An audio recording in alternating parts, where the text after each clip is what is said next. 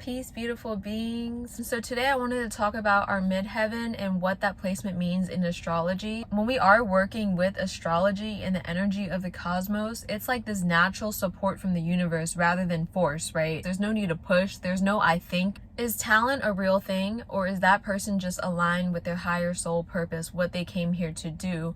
And some people find that earlier than others. Some people don't reach that point until their Saturn return or their later years. My partner was saying that talent is real because of past lives, and we come into this life with certain traces from our past life that influence this life, which is why some people are naturally gifted with certain things, right? I asked my mom the same question, and the way she explained it was someone who has a natural talent doesn't have to try as hard. Someone who doesn't have talent might try and put a lot of time and energy into it, and they might get good with that skill, but they can't reach this level of mastery that somebody who has a natural talent for might be able to reach with more ease and grace. And why is that? It's because of our midheaven. So before our soul chooses to incarnate, the soul actually chooses what time it wants to arrive in the physical dimension, and that is our rising sign. Our rising sign determines the rest of our house placements. So starting with the first house, right? That's our instinctive self, who we are when we're children. It's also reflected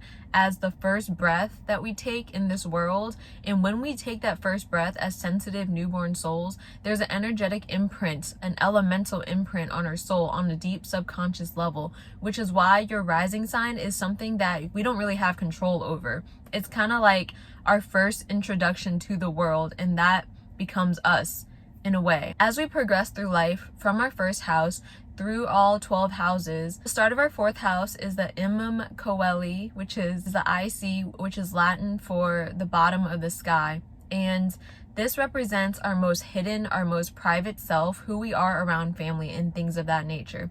So it deals with our psychological roots, our upbringings, our emotional foundation. This aspect is directly opposing our midheaven, which is the start of our 10th house. So Capricorn, being the natural ruler of the 10th house, is dealing with this maturity, our sense of responsibility that only arises at a certain stage in our life. Just from my experience, my midheaven is in Aquarius. I realized that the more I aligned with this energy archetype of my midheaven, the more I've been able to step into my higher purpose here and not work for other people and to work for myself.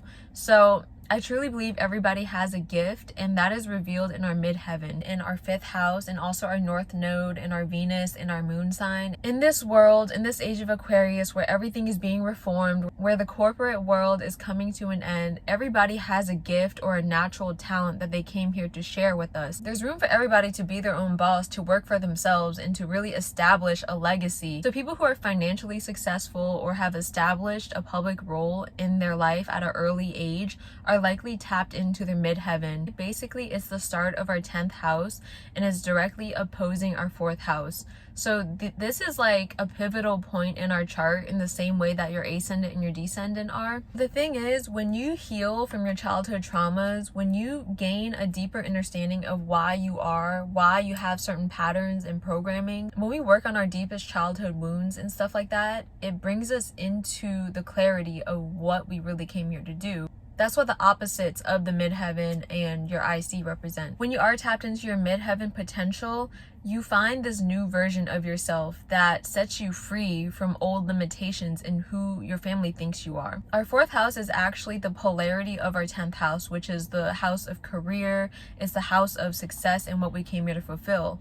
So when you are aligned with your higher purpose, your job or your role or your service to the world is actually supposed to fulfill you on a soul level. So if you think about how when it's the holidays and you're around your family, think about how they pull you back into this old version of you and how they trigger you. It's almost like a deep subconscious pulling force where we don't really have control over it. It's like these subconscious imprints from early childhood where when you're around family, it brings this person out of you that's not really who you are. That's what your 4th house is. So your 10th house, being the complete opposite, is the path that we choose to create. And when we are aligned with our 10th house, when we are aligned with our midheaven, which is represented by 12 o'clock or noon, is the most public point of our chart, right? And if we think about our 4th house, is represented by midnight, which is the most private aspect, which is us when nobody's around. When you think about your highest self, think about it in terms of your midheaven. Our midheaven is the part of us that we want to be seen and recognized by the world for. When you can tap into the energy that rules your midheaven, the financial abundance and everything will naturally follow because you're aligned with what your soul chose to come here to do. First thing you should look at is the element of your midheaven. If your midheaven is in a fire sign, you came here to be bold and expressive and also willing to try out a lot of different things until you find the thing that you're most passionate about. It's driven by passion and fire in creative energy. If your midheaven is in the earth sign, you're here to work with the earth and build things on a tangible level. Maybe you're providing a product or a service like massage therapy or herbal remedies for people. Perhaps you have skills with building things like homes and stuff. If your midheaven is in an air sign, it's dealing with building online communities and information. Also writing and working with people, networking. If your midheaven is in a water sign, you are here to tap into the intuitive gift that helps bring depth and insight into the world. And it's also dealing with these nurturing qualities, fields that require developing a rapport with people like therapists. Everybody has a gift, and that's revealed through our midheaven. So I've been going through my own Saturn return, and it's brought so much clarity on what I really came here to do. And after trying so many things out in my 20s, I feel like at this point I'm really aligned with my higher purpose. My midheaven being in Aquarius is like a very multi-dimensional person, right? I feel like I'm somebody that can't just have one big focus.